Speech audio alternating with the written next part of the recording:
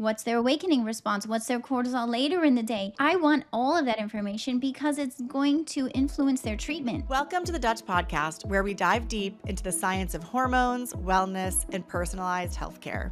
I'm Dr. Jaclyn Smeaton, Chief Medical Officer at Dutch.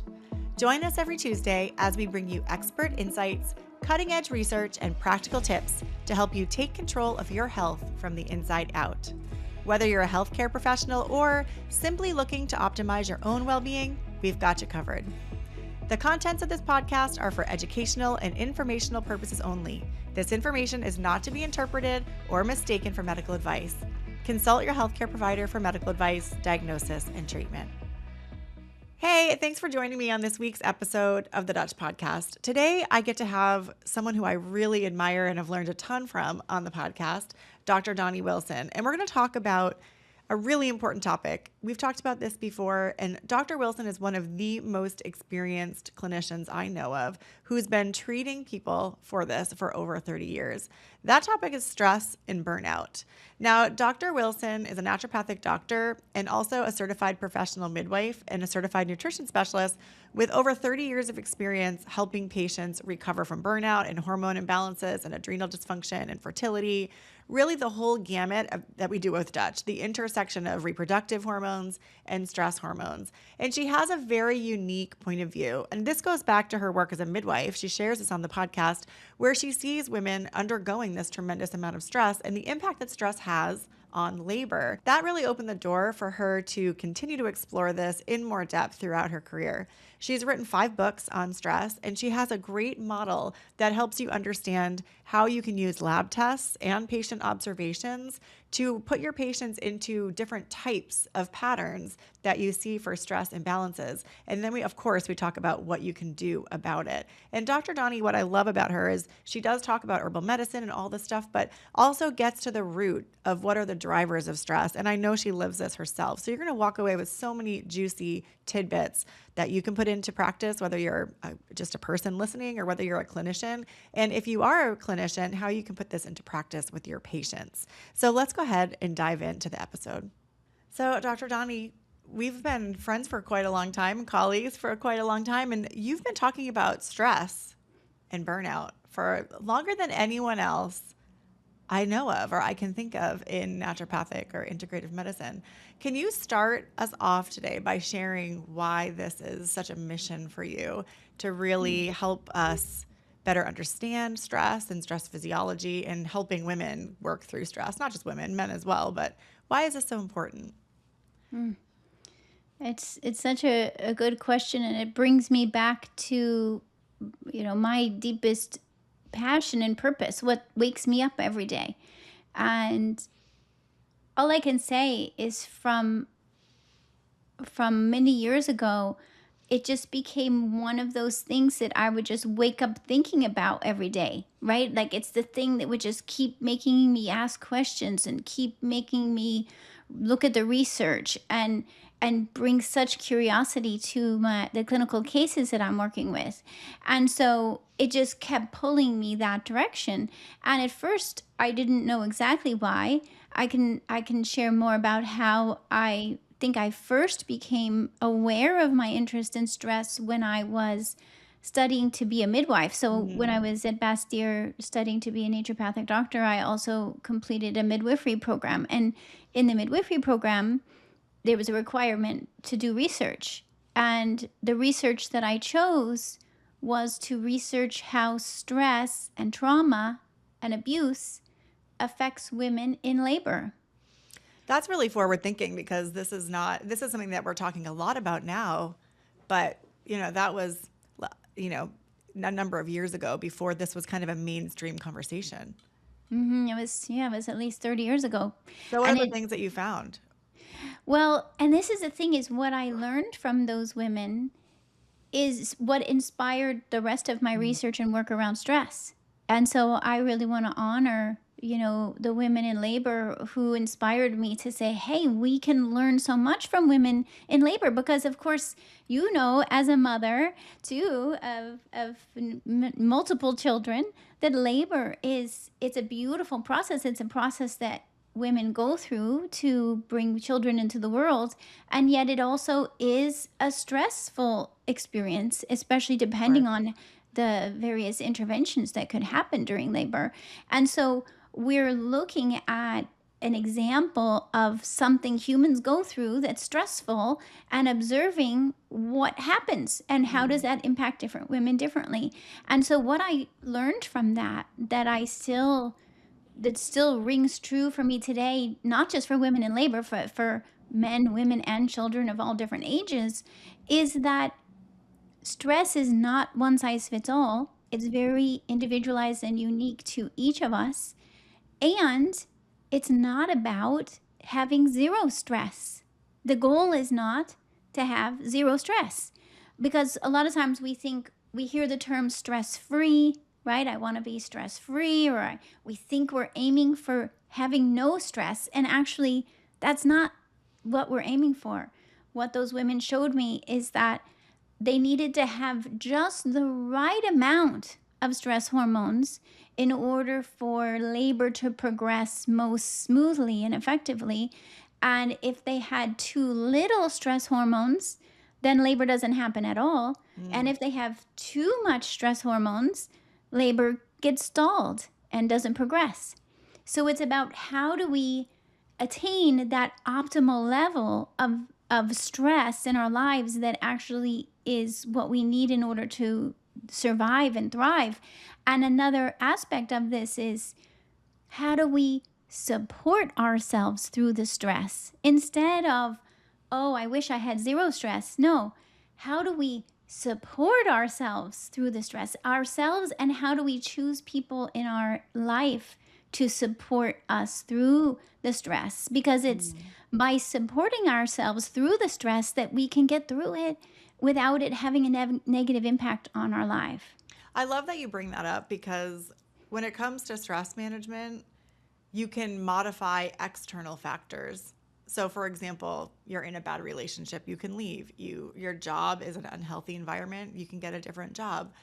And that might be a piece of stress management. What I'm hearing you saying is that it's also an inside job because, and maybe you can talk a little bit about this, because I think one thing that's really fascinating that people struggle to understand is that perception of stress is reality when it comes to stress, and that two people can experience the same situation but have a different resilience or a different stress response internally to that same stimulus and have really different outcomes. Can you talk a little bit about how stress resilience or stress management, I'm not sure what term you might use, varies from person to person, and why is that?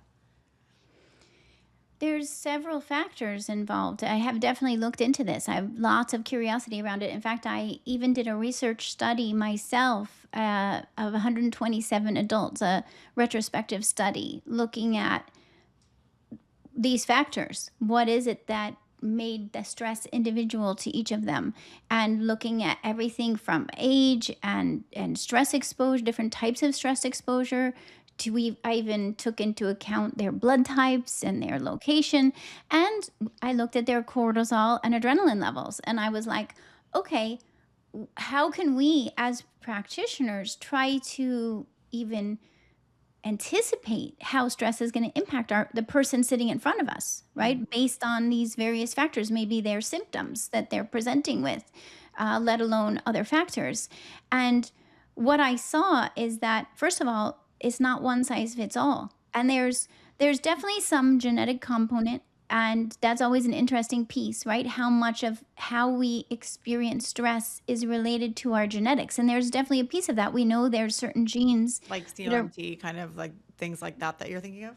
yes, and Mm. also genes related to how we respond to cortisol, and Mm. even say clock genes and all kinds of, yes, survival mechanism type genes that are going to influence how an individual responds. Two different people could have the same stress and respond completely differently, some degree because of their genetics, but also because of their past history, Mm. right? So if they so much of, just like the rest of our health, we know that genetics is not 100% of what we experience. Genetics is probably less than 20% of what we experience.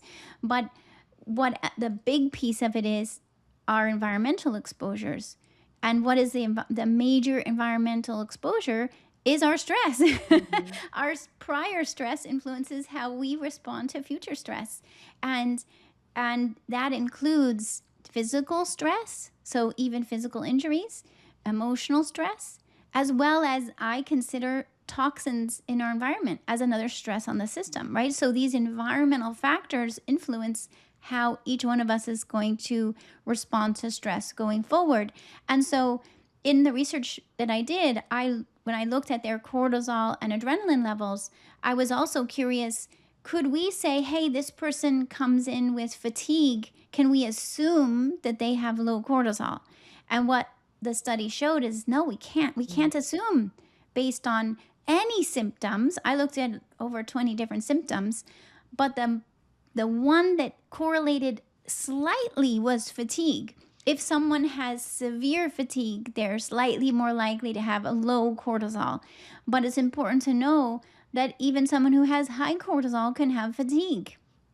It's So we can't just go by the Yeah, symptoms. that's interesting that you bring that up because I think the clinical measurement of stress and the HPA axis is far more complicated than the average, even well-educated integrative or functional provider knows. It's far more complicated. And I've learned a lot since coming to Dutch because I was taught to do adrenal salivary testing, and that looks at free cortisol. But free cortisol is only one element of the cortisol story. You have things like metabolized cortisol, cortisol awakening response, cortisol clearance rate, the downstream metabolites, how they're eliminated, the THG and THF. There's so much more to the picture into the story that I'm not surprised to hear you say that we don't see patterns, because I think people assume free cortisol is high, people are anxious, free cortisol is low, associated with fatigue.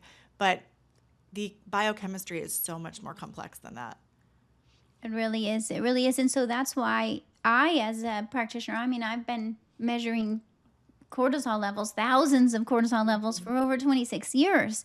And when someone says to me, "Oh, I can probably guess what this patient's cortisol level is." I'm like, "I don't I can't guess. Even after seeing that many cases, I would rather do a test and see it, so Mm-hmm. then we can also see those really, like you're saying, even not just what's their cortisol in the morning, but what's their awakening response, what's their cortisol later in the day.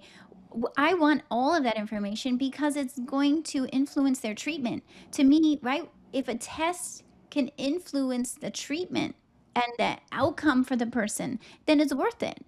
Yeah. And so that's why what my research essentially showed to me was that testing, not just cortisol once, but cortisol at different times a day is going to make a difference. And not only cortisol, I also found that it helps to look at adrenaline levels. Of course, that's also made by the adrenal gland. So Mm-hmm. what we don't want to just have one piece of information. We want as much information as we can if we're going to help humans recover from stress. Can you talk a little bit about what you typically test for in patients and why?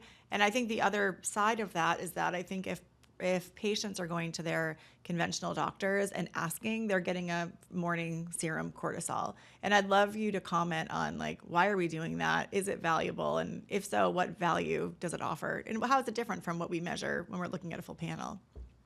I mean, sometimes I do. I'll even sometimes order fasting cortisol, Mm-hmm. especially if it's a case where maybe the person isn't isn't as ready to order a more specialty lab and, let's say, pay out of pocket, right? They can probably get a fasting cortisol covered by insurance. So if I'm if I'm in a situation where I want to at least get some information and a ballpark, but I'm also going to be aware that the reference range on a fasting cortisol in the blood is going to be a pretty wide range, and it's going to be pretty easy to fall into normal, and yet it may not actually be normal. And I have to keep in mind that, and I say to the patient, we're checking your cortisol at the time you have your blood drawn only. Mm-hmm. We don't know what it's doing the rest of the day, but it can be at least some piece of information. I actually think that cortisol should probably be on all general blood work so that we can Mm-hmm. catch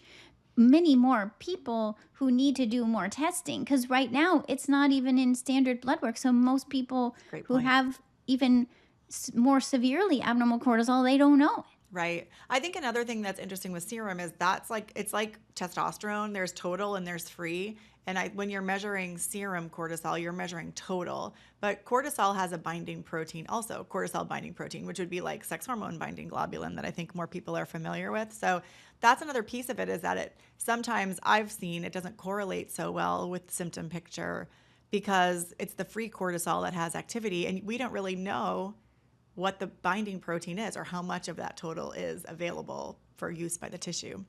So it's good to keep in mind. Yeah.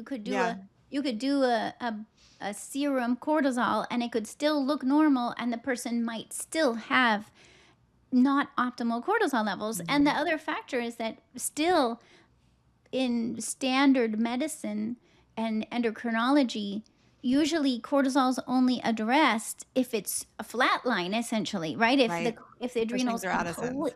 completely Mhm. stop working, and that's not what I'm looking for. Right. I'm looking for, where is it that this person's stress hormones have been so impacted by their stress exposure that they're no longer optimal? Because what happens, from the way I look at it, is it's that the stress that we've been exposed to, and that then has turned on whatever genetic expression in our bodies, it becomes a set point, so to speak. So then, even though the person might not still be under stress, the person might be saying, hey, I retired, my kids grew up, I'm living on an island. They could be saying like, hey, I really don't think I have any more stress. And I say to them, we still need to check, because your stress from the past, your body remembers that Mhm. unless we've helped it fully recover. And lo and behold, then when we measure, say, cortisol at multiple times a day, and or we can measure the catecholamine metabolism and neurotransmitter levels, and then we actually see what the impact of their stress is on their system. And then that's when people go, oh my gosh, I'm so grateful they have this information, because it's validating. They finally have results that show what they're feeling in their body. It's not going to show in regular blood work. Hmm. Well, I'd love to talk a little bit about why this is so critically important. And I want to talk about really a more extreme patient experience that we would call a burnout. Someone who's really, they've been priming that HPA axis for a very long time. And we start to see changes in the cells and how they respond to cortisol, just like we see changes in insulin when people have chronic high blood sugar.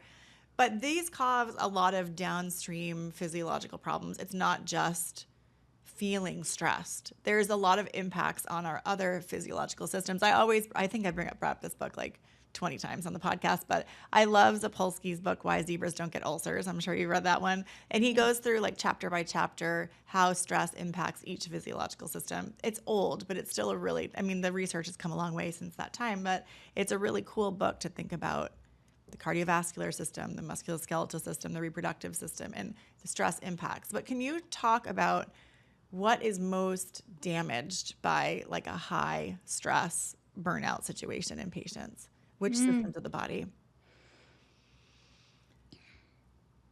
I'm going to say it varies depending on the person. Okay, great. It, I would say, just like the name of the book, Why Zebras Get Ulcers, I think the digestive symptom is one of the Mm, first places that gets impacted. Right? We know, I think we have an awareness for, but it's always so good to remind ourselves, like, even before a person gets to an ulcer, if they're having reflux, if they're having bloating, if they're having constipation or diarrhea, very likely it has something to do with their stress exposure. And very often when I help patients to recover from stress, that's one of the first things they say is, my digestion feels so mm, much better. And of course, we know that the digestion Im, impacts so many other areas of the body, right? So if the person then is more likely to have gut permeability or leaky gut, now they're having inflammatory responses to foods. They're also more likely to get nutrient deficiencies. They're more likely to have microbiome imbalances, and then those factors just flood the rest of their system. Right now, their whole body's flooded with inflammation, the impact of nutrient deficiencies, and the impact of microbial imbalance. And that can show up in so many ways. One of the one of the ways that I really observe is in terms of susceptibility to infections. Mm. So patients who have chronic or recurrent, whether it's sinus infections, skin infections, bladder infections, vaginal infections. A lot of my research now is in looking at women who are susceptible to HPV related cancer in vagina and cervix, as well as, right, there's this, the immune system is suppressed by the impact of stress, whether the cortisol is too high or too low. By the way, it's not just high cortisol, it could be low cortisol. The immune system is not functioning to protect from infections, and meanwhile the person's more susceptible to autoimmunity and cancer.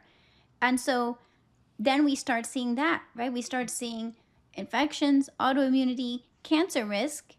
And we have to be, I think we have to be addressing the adrenals and the cortisol and adrenaline, because if not, we could go for some, all kinds of fancy ways to address an infection and try to go after an infection. But if we're not addressing the stress, we're not going to be ultimately preventing this from recurring again. I've got so many questions like just from that statement. I think one thing that's so interesting, and you mentioned this, is like digestion is a parasympathetic experience, right? We say fight or flight, and the opposite is rest and digest. And so I think when you're under chronic stress, of course it affects digestion, but I also think about people who rush when they eat.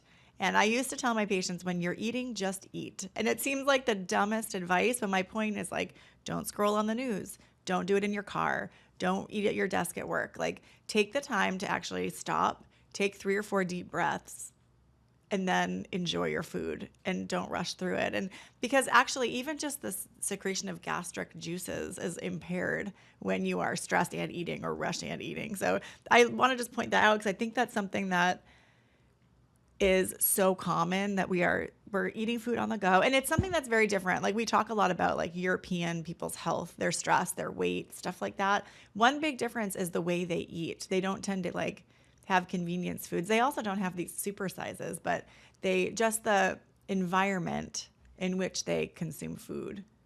Even if the food was the same, the environment's so different. I know. Imagine something so simple. I know. Even when I start to talk to patients about taking digestive enzymes, and then I stop myself and I say, wait a minute. Even before you take a digestive enzyme, I want you to, like you said, sit and breathe. Take some deep breaths before you eat, deep breaths after you eat, and just eat mindfully, paying attention to each bite of food. How does it taste? How does it feel? We have to intentionally give signals to our digestion to let it know that we're eating. If we're racing through our day, our digestion never knew that it was supposed to start digesting. Yeah. So we I think as humans we have to learn what are ways that we can help our body out. Yeah. And that's one of the things we can do. And it seems so simple, but it's so powerful to actually sit down with our schedule each day. And this is what I do with my schedule, by the way. All of these things I talk about, I get myself to implement them too, because I'm never going to just say, oh, somebody else should do this if I'm not doing it. I test my cortisol levels, I test my adrenaline levels, and I put it in my schedule to sit down and eat. And not only that, Jaclyn, but now my intention is to sit and eat in a beautiful location where I can observe nature, either that or be in nature. But why not why not stack some of these other stress recovery activities at the same time, right? Why not look at nature, listen to the birds while you're breathing and eating your food and enjoying your food? Why not take at least 15 minutes to do that? And then you actually end up not only getting more from your food, but you also then are more likely to choose food that's healthy for you because, right, you're putting so much intention into it. You're like, I want to eat healthy food and I want to enjoy it. And then you come away from it feeling so much more restored. And research shows then we can be so much more productive, right? It's a false sense that if I keep going, I'm going to get more done. Yeah, this is something, I'm so glad you're talking about this, because people are listening to this probably thinking one of two things. Yeah, this is so easy. Of course, you could take 15 minutes to eat your food. Or they're thinking, that sounds good for your life, but it would never work for my life, right? So I think they're in one or two of these phases, but it's, if we can't take 15 minutes to eat a meal because we're doing something that we perceive as more important, I think and I say that relating to that. This is not a judgment or criticism, because there's times in my life, I was thinking about yesterday, like I ate a salad in a meeting, just because some days are like that and they're very busy, or you're driving your kids to after school activities and you're eating in the car on the quick, like that happens to all of us, but it shouldn't be so hard for us to carve that time out. And I think I love that you say I do that too, because you can probably relate to the times where it can be challenging for your patients and help them problem solve because you've been there and you've done that. Absolutely. And it is one of those things where I end up looking at it as our life experience is practicing this. This is what it's about, is how do we practice each day learning how to take better care of ourselves. And we're not going to get it right all the time. And there's going to be certain days where it's like, okay, I had to kind of like rush to eat my salad, and yet we can be aware, okay, even if I'm rushing, I can still take a couple breaths. I Mm-hmm. can still even the thought of saying, hey stomach, I'm about to eat, let's get ready. Right. Like, so there's things we can do very quickly. And I think that's the thing, is a lot of times people think, well, I'm going to do that one day, or I can do that on the weekend, or I can Yeah. eventually I'm going to do that, because we make it so big, like stress recovery. The interesting thing I like to say is that, stress feels like it takes up so much space and time. And yet, stress recovery, it doesn't have to be equally as large. The stress recovery we can do, our bodies are so good at it, actually, when we give our bodies the opportunity, that even if we give it 15 minutes or even 5 minutes, our body can recover from a whole bunch of stress in a short amount of time. Yeah. Well, and I think that takes practice. Like I think about this, and I think this is probably a relatable experience, but when you go on vacation, like you go to your favorite place, I'm imagining like a beach vacation and you have a week's vacation.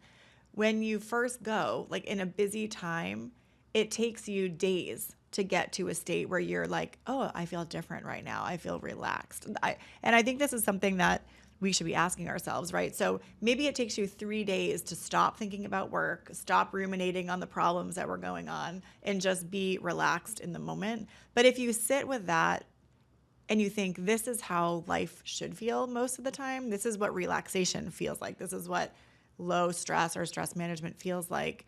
And then it takes a lot of practice to get there and to shorten the span of time that it takes you to get from stress to relax. And I think it is a practice. And I think about my mom, who, we grew up with like a summer place on a lake and my parents still live there.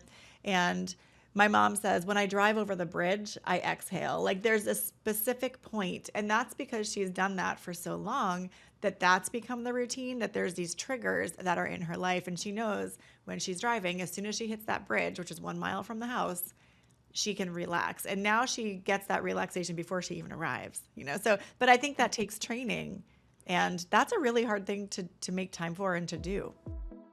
We'll be right back with more. If you're already running Dutch tests in your practice or thinking about it, there's never been a better time to become an official Dutch provider. Why? Because we go beyond lab testing. Our provider community gets exclusive access to clinical education, in-depth report interpretation, training, monthly case reviews, and one-on-one clinical support. Whether you're just getting started or looking to sharpen your functional hormone expertise, we give you the tools to grow. Join thousands of providers already making a difference. Visit DutchTest.com today. Welcome back to the Dutch Podcast. I mean, that's one thing I like about measuring cortisol levels, is because then it has an objective in front of you, and we can then align with that, and we can make a goal. We can say, okay, I'm going to do this for the next 6 months, and then I'm going to recheck it. Now, you can also do that with heart rate variability. A lot of times people will be measuring heart rate variability because it's something you can get a device and you can and I've had a lot of patients benefit from that and be like, oh my gosh, now I finally get it, that even if I work out too intensely, my HRV is impacted. So now I'm going to change the intensity of my workout. So I think any of these tools that can give us more information about our bodies and how they're responding to the stress that we're putting them under, then we can use that information to implement and make tweaks and adjustments. Mm. Now, I want to get back also to what you were saying about the immune system, because it's such a complex system of the body. And it is, you'd mentioned how stress, it can have this like multimodal impact where it can reduce your immune system's capability to fight an infection.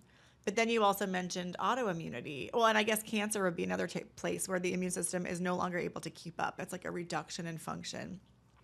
But then you talked about inflammation and autoimmunity, where that's driven by this overactive immune system. And I think it's hard sometimes for people to reconcile those two things happening. And it's kind of a bugger because it's like you have more inflammation. It makes the other side of the immune system even less responsive. Can you speak to that a little bit? And then also understanding how once you get in that cycle, because you said even when the stressor's gone, the reaction remains. How does that impact our ability to recover from burnout? So with the immune system, what helped me to think about this and understand this is in the more now that we understand the immune system. And when we understand that the immune system has this Th1 function, the Th1 being that's to me where we want the immune system. We want it to be protecting us from microbes. Of course, we know now that we have all these beautiful trillions of microbes in and around our bodies that are hopefully protecting us from other invaders and helping our immune system, right? And yet, we're also going to get exposed to microbes that could be harmful to us, whether that's a bacteria or a virus or any, right? So it's this, and a lot of times as humans, I think that's already something that's difficult for us to kind of be okay with. How can I be okay with having microbes that are helping me, but also aware that there may be microbes that could be harmful? And the Th1 immune system is part of helping us to manage that and prevent something from becoming what we call an infection, where it could cause more issues, especially with, let's say, high risk HPV that's associated with cancer risk. We're like, whoa, wait a minute, a virus that can cause cancer? That's a whole nother ballgame. That's not just, I need antibiotics. That's, Right. whoa.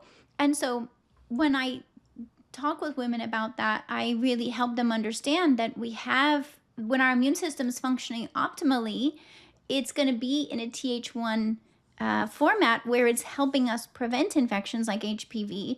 And when that immune system is stressed, right, or has been impacted by stress, it shifts into a different stage of the immune system, which is more associated with autoimmunity, inflammation, and cancer.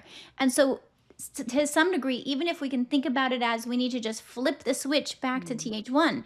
And so, because sometimes if we talk about it in terms of like hyper responses or hypo responsive, it gets very confusing. And people start to think, well, can I take this herb? Because if I'm taking this herb to help prevent an infection, is it also going to stimulate autoimmunity? And so I help them to go, it doesn't help to think about it that way. Think about it instead as, what can we do at a deeper level to help switch our immune system back to Th1? And the way we do that is with the stress recovery, because the more that we can help patients and when I say stress recovery, I'm referring to, yes, resetting cortisol to optimal levels, resetting adrenaline to optimal levels, but it's also resetting the impact of stress. So healing the gut, healing any leaky gut, microbe imbalance, also healing the hormones, because we know that stress can potentially disrupt all our hormones, insulin, estrogen, you name it, all thyroid, we need to rebalance the hormones that have been impacted by stress. And we need to rebalance the neurotransmitters too, the serotonin, GABA. And so I look at how do we rebalance all of this biochemistry in our body that's impacted by stress. But it actually doesn't even stop there, Jaclyn. That's all on a physical level. Now I've also gone into how do we help people to recover on an emotional level and a spiritual level from stress, because we know that we're interconnected beings, mind, body, spirit. If we're only working on, even if a person has completely optimal cortisol and a healthy gut, but they haven't healed on an emotional and spiritual level, their immune system might still be pulled away from Th1 back into this pattern toward autoimmunity and cancer. And so now I integrate into my work helping to heal on an emotional and spiritual level too, because I see it having an impact. Hmm. Are there tools that you're utilizing like EMDR or psychedelic Mhm. therapy or anything that you've seen to be really helpful in that category? All of those, and I look at it really like a menu of Mm. possibilities, and it needs to fit for the individual. So at this point, I really connect with each individual and say, hey, what seems to resonate with you at this point in time? I mean, it could start as simple as breath work, which we already talked about some with the eating, but it could also be meditation and mindfulness or biofeedback, or it could be EMDR or somatic therapy, and it could be psychedelic assisted therapy. That is something that now I've been trained in. I'm completed the Integrative Psychiatry Institute psychedelic assisted therapy certification, and I'm actually a licensed facilitator for psilocybin in Colorado.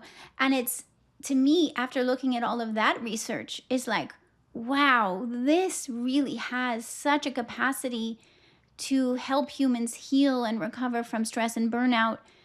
In fact, we oftentimes we think that we would think psychedelics are only helping on a emotional and spiritual level, but they also work on a physical level too. That's fascinating. And I mean, I'm not an expert in that therapy. We should probably do a whole nother episode on it because I think there's so much curiosity around it and still a bit of stigma around it as well. But the impact, like the studies that I've seen on things like PTSD, like very complex, chronic, stress related, hugely impactful issues, even with a short duration of therapy, the results are pretty astounding. And when you think about a life on medication versus a short term treatment like this that's long lasting, we need to do so much more research. It's so true. That's the real. You're exactly pointing out, Jacqueline. The point is that what if there could be substances from nature? Here we are back to nature again. Nature helping us heal. Substances that can help us actually reset and recover from stress and trauma to the extent that we're recalibrating the nervous system regulation we hear a lot about.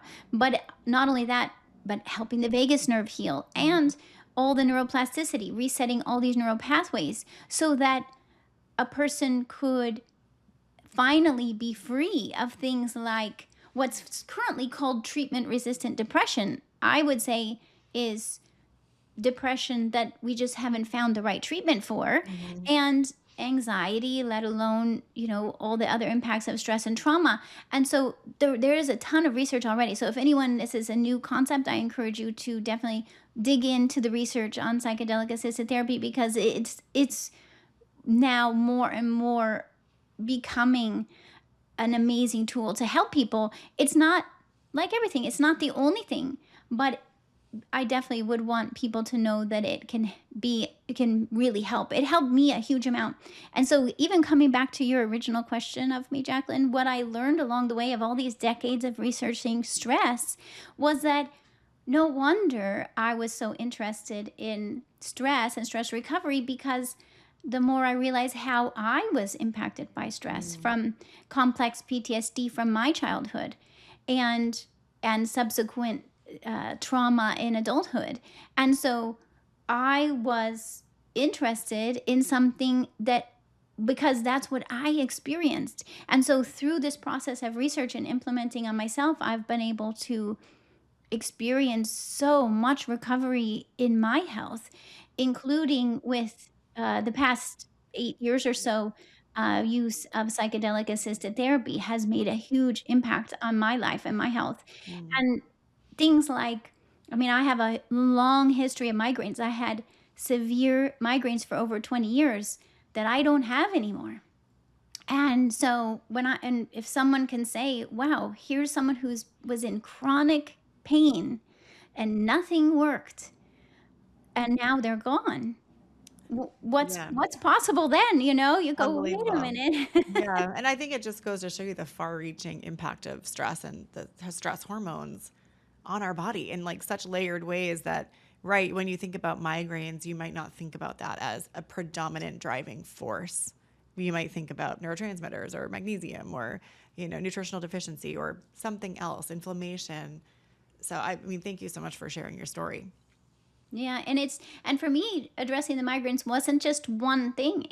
I had to do all those things, right? I Well, had to yeah. do the gut healing, the cortisol balancing, the learning mindfulness and meditation, um, all of that, and little by little, it would improve. But it was the whole process overall. And so, any practitioners or anyone listening, if you've been dealing with chronic pain, literally physical pain, and it wouldn't have to necessarily be a migraine, it could be body pain, joint pain, which I was in also physical pain for years. If you're in physical pain and or emotional pain, when I say emotional pain, I mean like depression, anxiety that's weighing on you every day, I want you to know that it's possible to recover, Mm. because oftentimes we're going into standard medicine and feeling like we're getting a dead end. We're hitting a dead end over and over again. And the only options are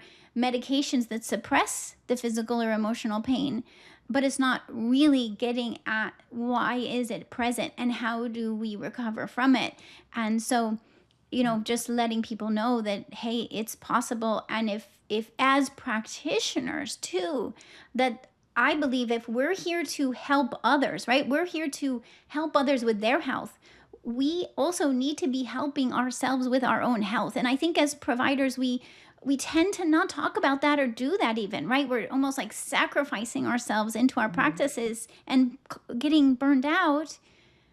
And what we really need to be doing is integrating in stress recovery as practitioners so that we aren't becoming burned out. Because how can we help anyone if we're in pain? I couldn't agree more. And I think that stress management, one of the reasons why, well, I think I'll just share my point of view, or this is my opinion.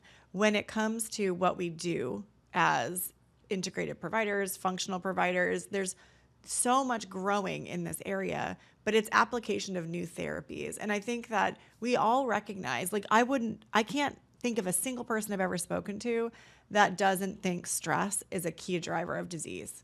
Not one person who would push against that. However, the majority of practitioners don't actively work with their patients to improve it. And I really think a lot of it is because we don't know how to do it for ourselves. We're either not comfortable going into that space or we're struggling to slow down. So while we're great at herbal medicine and nutrition and spinal adjustment and, peptides or whatever you're using as therapies, it's so difficult to practice this. And I love what you said. It doesn't have to be so big. It can be small. You don't have to meditate an hour a day. It could be something like eating lunch in nature. I love that suggestion, but I think it's like the black box that we've yet to really open fully and address fully. And even the psychedelic assisted therapies is interesting to me, but I also think it leans on, let me give you something. And it creates an experience of healing, which is great, but versus something like meditation, which I think is a lot harder to engage in. It takes more time. It takes more thought. It's a practice. So it's just a very interesting, like, philosophical piece. Like, I think we do need to do better for our patients in this area. And I think the reason why we don't is it's really hard to even do it for ourselves. And that's exactly it. And that's okay to recognize. Say, Yeah. hey, a lot of times I'll say to my patients, I'm like, it's hard to exist in a human body. It's It not is. easy. Yeah. We don't come with an instruction manual. We have to figure it out as we go. And we got exposed to a lot of stress and trauma in our childhood. We know that majority of humans were exposed to a huge amount of stress and trauma. Even Mhm. now, even the pandemic we all just went through was a major trauma. So we have to just give ourselves a break first. I use this, butterfly hug, right? Just be like, Mm. oh my gosh, I've been through a lot. We're actually lucky to be here at this moment. Yeah.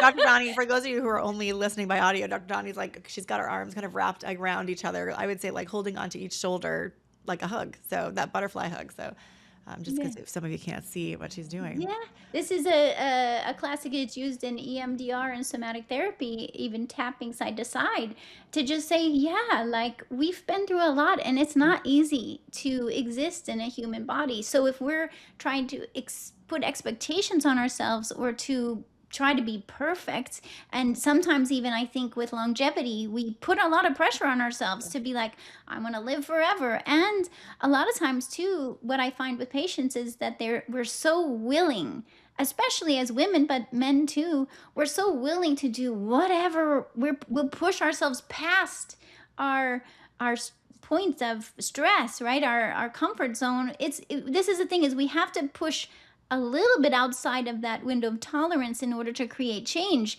but we're so willing to do more that we end up pushing ourselves too far, and then we end up creating more stress. And so if anything, it's just being aware of how do I first of all have compassion for myself as a human and as a practitioner, and then how do I identify even little small changes that just go a little bit outside of that window of tolerance to create change, but also be aware, did I do too much and end up creating more stress? And so this is where I think my dream is, like, even if we can, the more we can become aware of how does my cortisol respond even with small changes, so that I can learn how much can I do. And so that's what, in a body that I exist in, because I also have Ehlers-Danlos syndrome, which means my body is super sensitive to stress, like probably more than most people. Very aware. I'm right now in a standing desk, right? I've learned I have to be at a standing desk or I'm likely to be in pain. So I've had to figure out, oh, what are these little small incremental adjustments I can make that make a big difference in my energy, mood, functioning, but doing it in a way where I'm not creating more stress in the process. So I say to my patients, I'm here to help you recover from stress without stressing you more. That's the key. Well, I want to talk a little bit more about testing. And this is something, like you'd mentioned, you've done thousands of tests on the adrenal and HPA axis. I also want to get your perspective as a midwife, because you've done women's health also your whole career. So you have this deep expertise in cortisol and in reproductive hormones. And we know that there is this connection there. What does it look like or feel like for women, especially in terms of their cycle or their fertility, when they're under chronic stress? Well, that's one of the impacts of stress and cortisol is on the ovary function, right? I think about it as like, I mean, a human experience, right? Why the body's not going to want to allow for pregnancy and reproduction if the person is under stress, and what's more important is survival. And so if you start to think about it that way and you go, oh my gosh, am I in a constant survival mode, stress response, then of course my ovaries are not going to get the signals we need them to get. The brain needs to be able to send a signal to the ovaries and say, hey, it's safe enough for you to ovulate now. There was this really interesting study. I don't know if you've seen it. I've talked about it before on the pod, and we'll put the link again in the show notes. It came out like last month. I think it's in Nature. And it was a predominantly a mouse study, but they did some human imaging where they showed that it was postmenopausal women.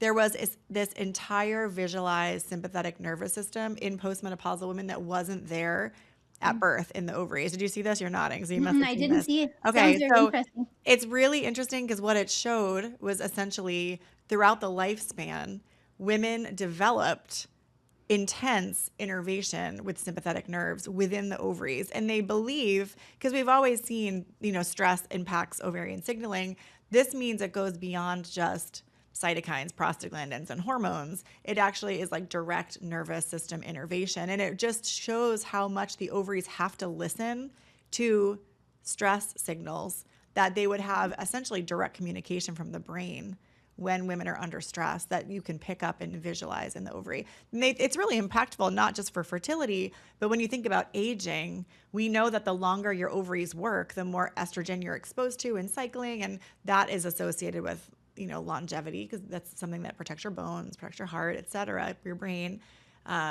It's just so fascinating to see this deeper layer of communication that just goes to demonstrate how important or how impactful, let me say, stress is to the ovarian function.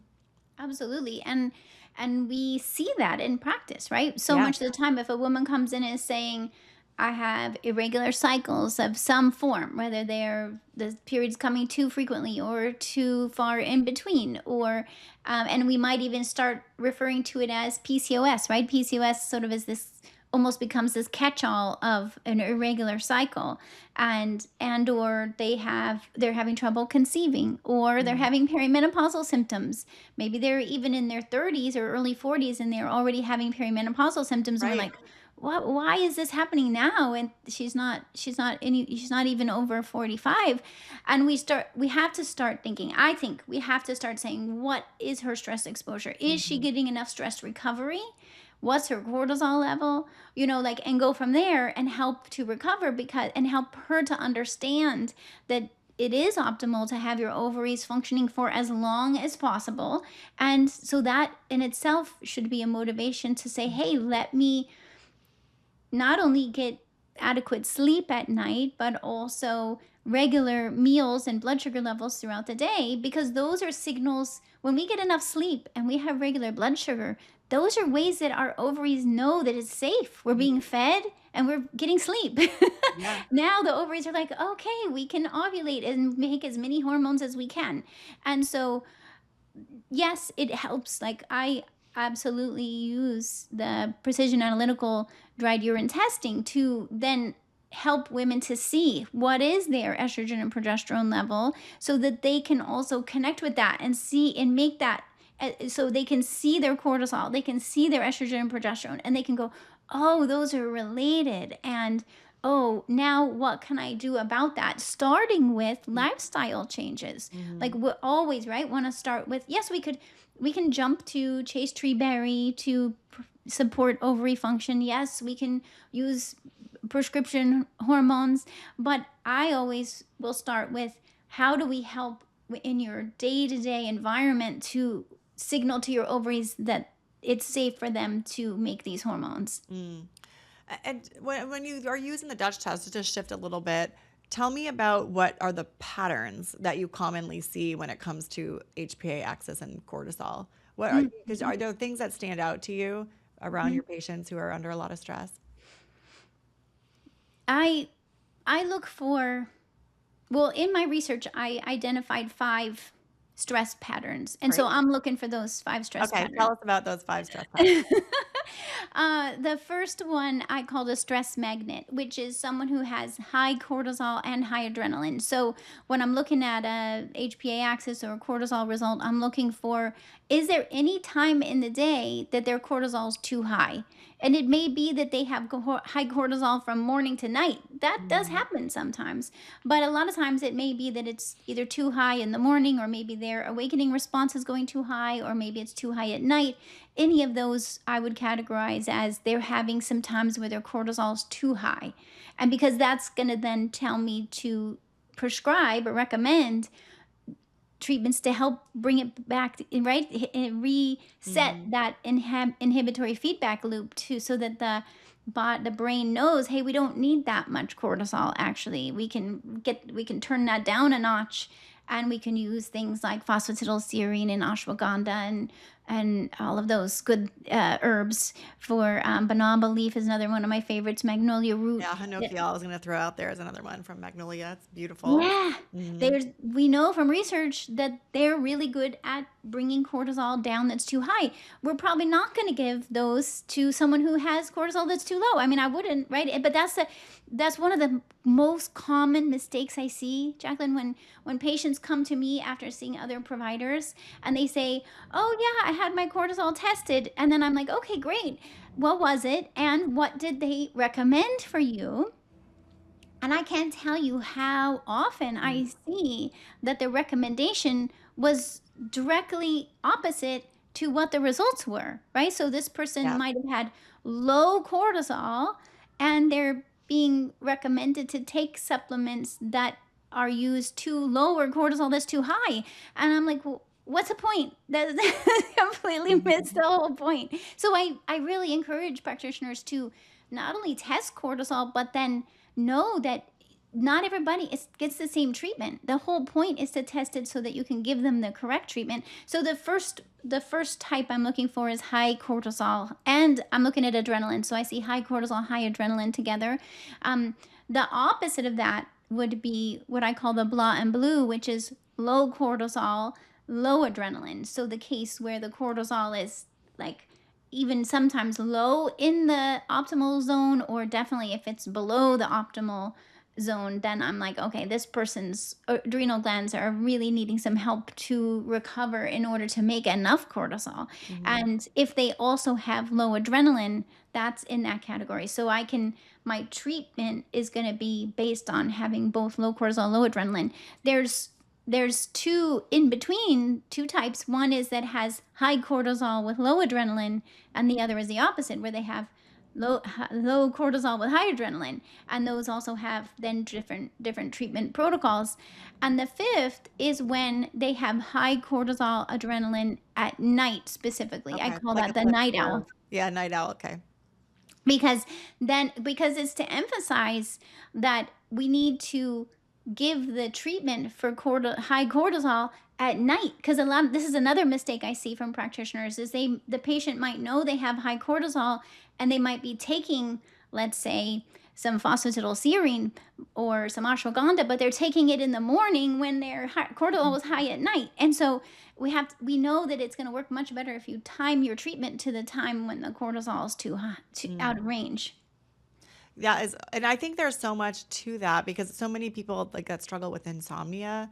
We actually think about sedatives or we don't think about cortisol lowering. I think that's one of the benefits of functional medicine. And actually, when I was in the supplement industry, like one of the top selling supplements across the entire industry is one I'm sure you use a lot, Cortisol Manager, with integrative therapeutics, where that would be used at bedtime and it helps. So it's a cortisol lowering. It's like magnolia, honokiol, and other ingredients, but it's so impactful to improve sleep because so many of us get stimulation of cortisol overnight. Exactly. And Yeah. so that's why we want to test, see if that's going on. We don't want to just give it to everybody. We want to say, hey, is your cortisol high at night? Or another common one I see is their cortisol goes up, but too early in the morning, like 4 a.m. It might have been Mhm. low at night, but then it's jumping up at 4 a.m. And so I'll still give them a dose of a supplement to lower cortisol at night, with the effort to delay that cortisol rise to a little later, so they're not waking up too early. Mm. Well, I mean, gosh, I feel like I could talk to you about this for hours and hours more, but it's been so insightful to cover this. I think the last question that I want to end with is one with you thinking about practitioners in mind, because I think all of us want to get better at what we do. And you've seen more patients for stress and burnout than most providers in this space. What are practitioners, where are they making the biggest mistakes? Or I think differently, like what would you want every clinician who's listening to do differently starting now? Mm. Yeah, thank you for asking that. And I'm here as a resource. I have I'm sure you mentioned my book. Well, I have Yeah. written 5 books on stress, but the most recent one is the Master Your Stress to Reset Your Health, and that's a great resource if you're wanting to learn more about how I think about this.